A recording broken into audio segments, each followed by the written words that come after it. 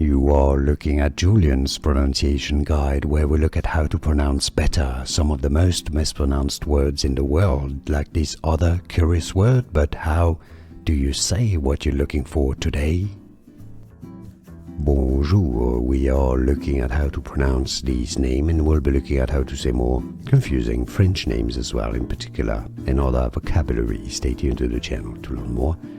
Jean is how you'd say it, so the J in French is pronounced je, not je, not like a English J. Jean-Francois.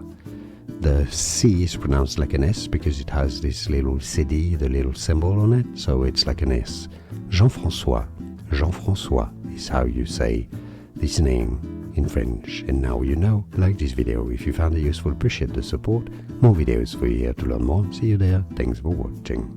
Merci. Here are more videos on how to pronounce more confusing words and names too many mispronounced. Like this video if you found it useful, I appreciate your support. I'll see you soon and thanks for watching.